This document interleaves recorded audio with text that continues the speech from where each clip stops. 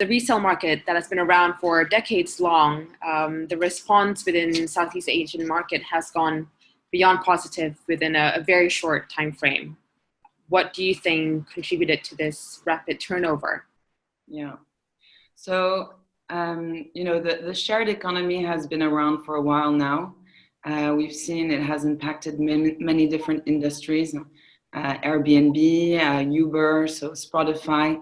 And I think the fashion industry was not spared with that thinking. So I think consumers are also looking at fashion and ways to optimize their wallets. They want to pay for what they need. And I think that the secondhand market has first been driven by a financial economical benefit, right?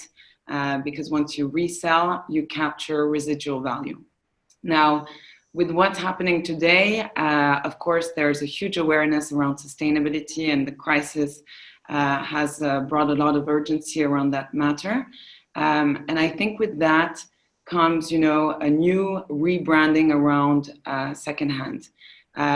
So there's been a really good positive image around the resale market, which didn't exist, I would say, before then. And I think for the customer, it's kind of a no-brainer, because on one side, it brings fashion at a more affordable price. And then on the other hand, it kind of ticks the box on the sustainable level, right? So it combines both the benefit of being a more sustainable way of consuming fashion, and yet at an affordable price. So I think, we've seen with the pandemic as well, bringing a lot of awareness around sustainability, that it has accelerated the boom of secondhand. Absolutely. How important do you think the resale industry is when it comes to sustainability? Because of course you have other parts of the industry where it focuses on the materials that are being used and so on and so forth. But now let's focus on the resale industry. How important is it for the industry itself? Very, very important. So when you look at, the fashion industry's value chain, you realize that where it's the most harmful, the steps that are the most impactful in terms of environmental footprint is at the manufacturing level and at the usage or end of use kind of level. And when you look at manufacturing, it's extremely important that we continue on investing and innovating in that at that level. But it's more costly. It requires investment. It requires time to come up with scalable and economical ways to do things in a more sustainable way, right? Whereas the end of usage, that's really up to us, up to consumers, right? So we can have an impact on that as of tomorrow. And if you think about, what it represents, secondhand, it's really extending the life cycle of items. Right. So we're talking about reducing 20 to 30% of the environmental footprint of pieces that are put out there in the world, and thus reducing massively the tons of waste that we're putting in landfills. Great. Now bring it back to Southeast Asian, if not Asians, and in terms of cultural misconceptions, there's a lot of that happening within this region. Yeah. Especially when it comes to pre-loved items, it's always been associated with superstitions, and more often than not is a decline in wealth status. How do you think that the resale industry has been able to overcome the stigma? Yeah, so when I arrived in Singapore about 7 years ago, and we started Style Tribute, you had a secondhand market that was still there, but as you said, there was that stigma because the secondhand boutiques were in MRTs, were in the basement of malls. You walked into those boutiques, and basically the items were all piled up, taking the dust. There was like a humidity smell to it. And I think the new generation of secondhand businesses, which were predominantly online, also, very much contributed to that rebranding. If you take Style Tribute, it was imperative for us to set, standards close to what a luxury player would require. So in terms of shopping environment, in terms of customer service, in terms of merchandising. So if you look at Style Tribute, for instance, and many of those retailers out there, you find almost brand new items in pristine condition, and the whole experience feels very much like, those luxury online players. Right. So that clearly has built a new standard, I would say, of secondhand market. Right. It's no longer about going to a shop and smelling No. that smells like mothballs. Exactly. There's been so many processes and improvements in the way that we sort, the way that we hygienize all the products, the way that we authenticate.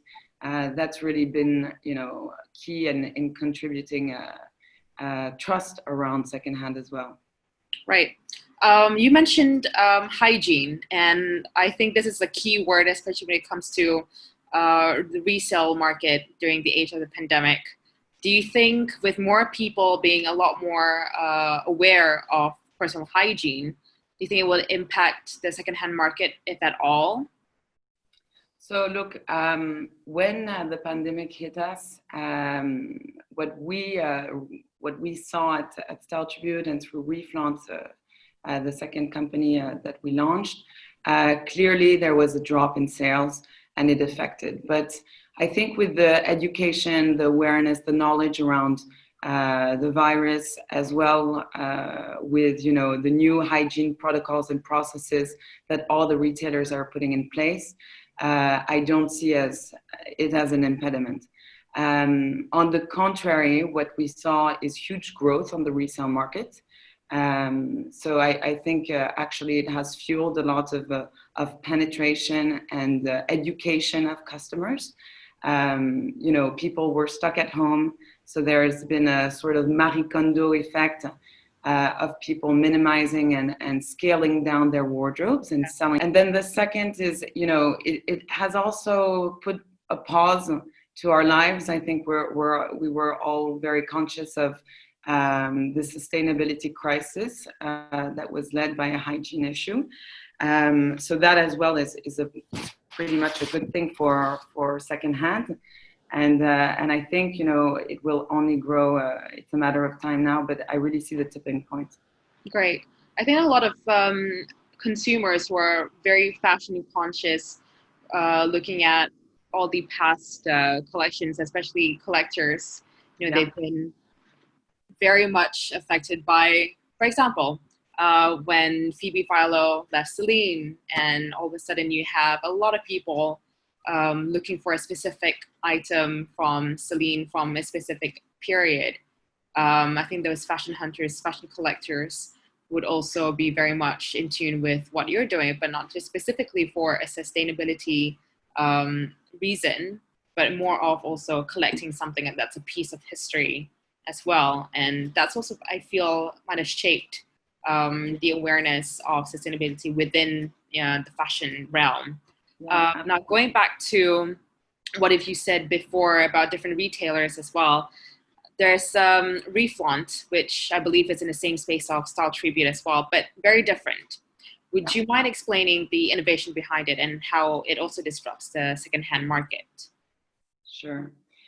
So, it's when building Style Tribute and thinking about the inefficiencies of the first-hand, so brands and retailers, and the second-hand market, that it really made sense to me. Because imagine we're talking about the same customer selling the same product and going through two disconnected experiences, right? He's purchasing an item with the retailer and then going through a complete different experience, reselling it with another. Right.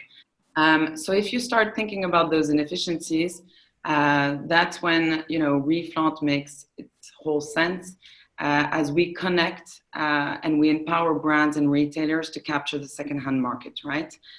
The way that it works is that, let's say you bought a bag at Balenciaga last year, it's taking the dust in your wardrobe, It's such a pity because it's a beautiful piece. And you decide that you want to resell it, you just go back to your account with Balenciaga, and next to all of your past purchases, you have a resell button.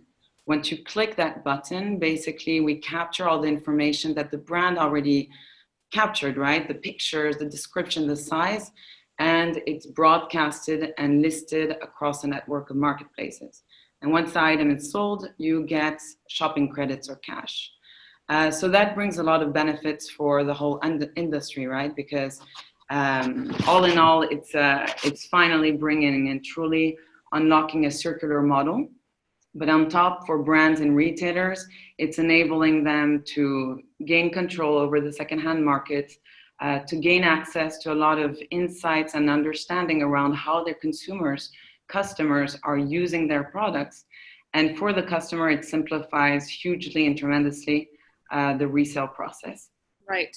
And I believe that, this is something quite good and very different when it comes to introducing such a system within the fashion industry, because a lot of designers or, brands who are very much dictated by the system is that there's always a new cycle, a new season, a new trend. And there's always so much that's happening in terms of supply and demand for it, and a never-ending demand, actually, if anything. And if for brands to kind of be a part of this circled system, this conversation, it's a very big step, because not only are they finally willing to embrace sustainability and be able to slow down the demand and supply of their pieces, but they're also, getting in touch with their customers as well, which is now, what would you say would be the biggest challenge for the resale industry to overcome in the next few years? Yeah. So I think the biggest challenge comes with the good news that brands and retailers are embracing circularity and secondhand.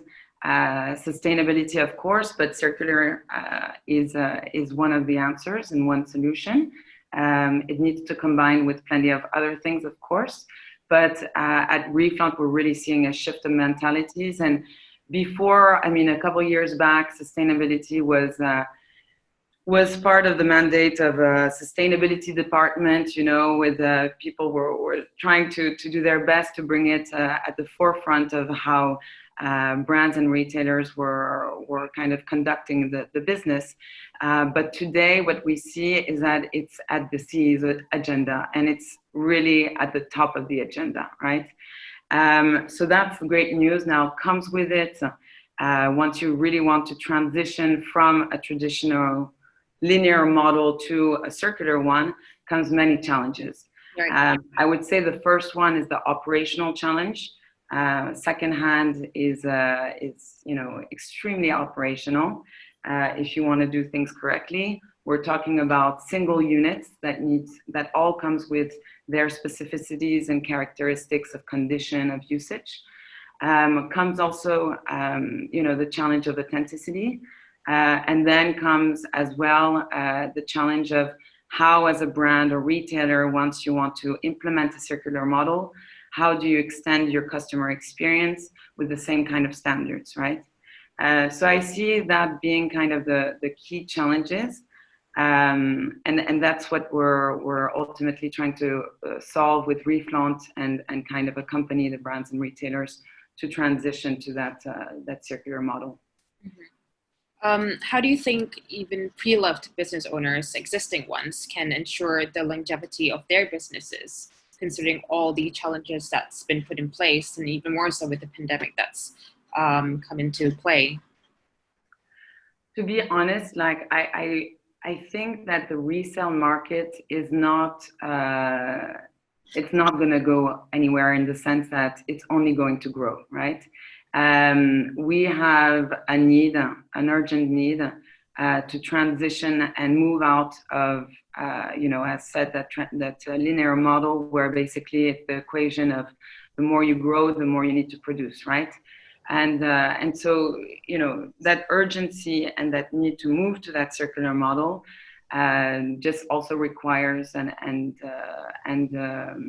puts it as priority secondhand, and the need for brands and retailers to embrace it. So I see it more as something that will grow and be sustainable versus the contrary, to be honest.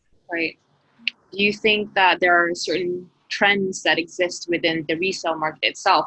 Say, for example, whether or not the industry is following the fashion calendar or fashion trends, or if there is a specific sudden need, for example, a Missoni boot for a Phoebe Philo denim jeans from Celine in the early 2010s.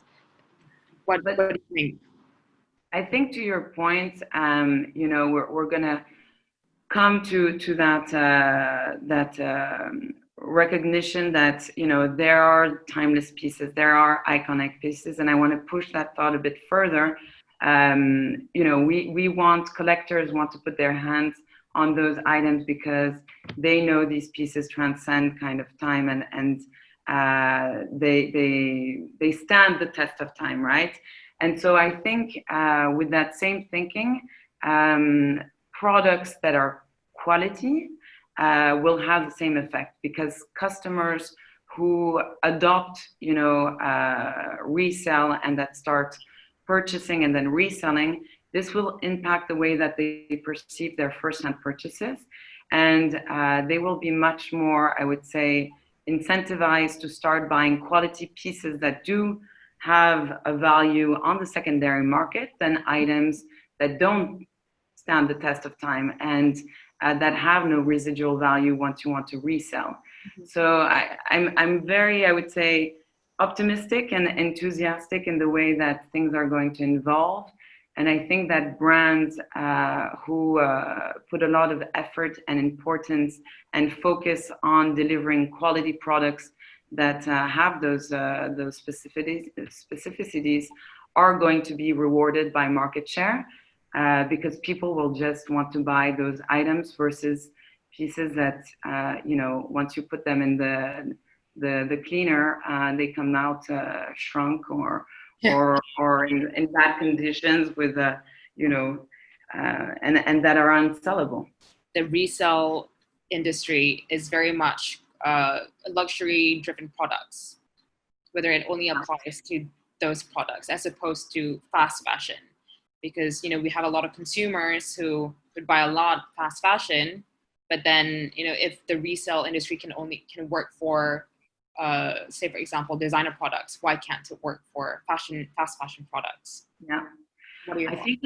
I think it can work with both. It's just a question of, you know, unit economics and making it work economically as well. Because, of course, you know, a luxury item, even if you resell it and it's lost 50% of its value, you're still able to sell it at a decent price. Right. And again, it comes back to quality. It has a longer kind of lifetime, right? When it comes to fast fashion, I think the question will be dependent on two things. One is, does it have a lifetime that allows you to resell it and to pass it on several times? I think at this stage it's a bit limited, just because, you know, fast fashion has the definition that it's at very cheap price, because basically very, you know, poor materials and done in a very poorly manner, with the context, the social context that is horrific as well. But the product question is very important, right? So that's one. And the second is, I think it's also a matter of you know, even if you resell, then you have a footprint, right? You need to ship it, you have logistics, you have sorting around it. So can we make those financial or operational costs around the resale of that item work when it's an item that is being resold for two euros, right? Mm-hmm. So I think it's those two elements that contribute to the fact that today it's true that the resale market is enormous in terms of the luxury segment, and for the fast fashion items, it's much more of a volume game. Right. How do you think fashion brands can benefit from the resale market as well? So the first, there's really so many benefits, but I'll just pick three. The first one is that you have many sustainability initiatives out there that are great, but sometimes they come at the expense of basically the financial KPIs or cost, right? With resale and circularity, basically you don't have to do any trade-off, because if you do as a brand embrace circularity, there's a way of using it as a loyalty tool, as a retention tool. Because ultimately what you're creating is, with the same product, you're enabling another customer to enjoy that item.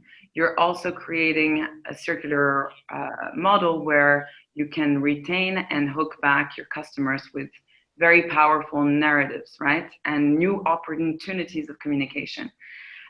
So one, I think it's the financial aspect of the model that is extremely interesting for brands and retailers. The second is the data and insights that brands and retailers are able to capture, right? Because today, your customer comes in store, he walks out that door, you don't know how your customer is interacting with your product. You don't know what usage she's having. You don't know the shopping behavior that he will have between the purchase and the resale. And all of that basically can be collected and can be understood once you extend the customer journey with that piece, that resale part, right? What happens to your products? Who is it sold to? After how long? At what price? So I think that the understanding the data knowledge and the insights around post-purchase is going to be key. And then the third benefit is just championing sustainability. Before it was a good to have, now it's a must-have. And soon you're going to have policies, regulations, and penalties to brands and retailers who don't show their efforts and don't tick certain things, certain requirements in terms of sustainability. And I think, putting forth circularity and facilitating it is going to be one of them. Mm-hmm. Going back to consumer behavior, it's considering the fact that you have been in Singapore for many years now, spearheading this whole resale industry in Southeast Asia. How do you see if there's any differences between, in terms of races, whether they prefer a specific trend, or what are their behaviors like with regards to race differentiation, for example? So clearly, you were talking about the stigma. Today, there's also the fact that the younger generations, that stigma is not so relevant anymore. And I think they've become very savvy in optimizing their wallet and being very conscious or not conscious, smart shoppers, right? So being able to afford a Louis Vuitton at 50% of the price is something that is very relevant to them. Now, if you look at the trends of what are the items, what categories are, the fast sellers, it still remains, the iconic pieces, the iconic brands, the timeless items and handbags for sure, that also go for a ticket price that is much higher on the retail and for which you're making a much bigger saving if you buy it secondhand. So that remains. But I am seeing, and we are seeing a huge shift as well in the way that people purchase secondhand, like buying, pieces of ready-to-wear, which before was a very small category in regards to handbags. So I think with time, we're just going to see, a portion of the wardrobe being replaced by a growing portion of secondhand pieces, basically. How does the resale industry empower communities? So secondhand, I think, has the power of educating consumers on the value of items, basically, right? Because we come from a period where fashion didn't have value anymore, right? You could go in a store and buy a t-shirt for $5. Now with resale, it starts educating customers on that residual value aspect, right? So you start considering the fact that your item does have a price tag to it, does have a monetary value. And I think that's really important in changing mindsets around how we use things, right? Because as of the moment you've absorbed that, you start realizing that by maintaining your items, treating them a bit better, keeping them, and purchasing a bit more smartly, you're basically, creating a longer lifespan for those items, but also, consuming in a perspective where that item might be rehomed and might be used by someone else.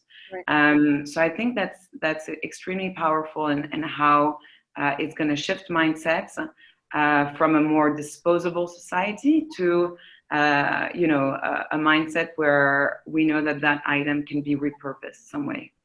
I wanted to see if you've seen any countries or a specific race, that has been a little bit more drawn towards this whole message of resale market, if anything. You were talking at the beginning of the interview about the stigma of the perception of it's I buy secondhand in an economical issue, a crisis, I don't have enough money, etc. What we see though is that it's in the more mature economies that secondhand has started to boom, right? And I think, when you look at countries that are more the developing countries, you still have that need to show off and brag, to show your logos, to show that you bought it firsthand, that you've queued and you bought it full price, right? Because it's the first generation that is wealthy, right? So right. You come from a background or a context where you've been in need, you've seen that pain, and now you have money. So it's very important to show to your peers that you do have, you can afford those luxury items at full price. Now, when it comes to more developing countries, where wealth hasn't been an issue for several generations, then it's a bit of the pyramid of Maslow, where people can start having more time and being more educated around what is their values in terms of consumption, and sustainability. What does it mean for me? And so I see the markets that are, I would say, a bit more developed, even in Asia. Japan was always at the forefront of secondhand. Korea as well. China now, it's booming for certain categories and on certain age segments. So I think, it's a matter of time. Singapore, it's going to be booming as well. But I see that there's quite a big correlation around that.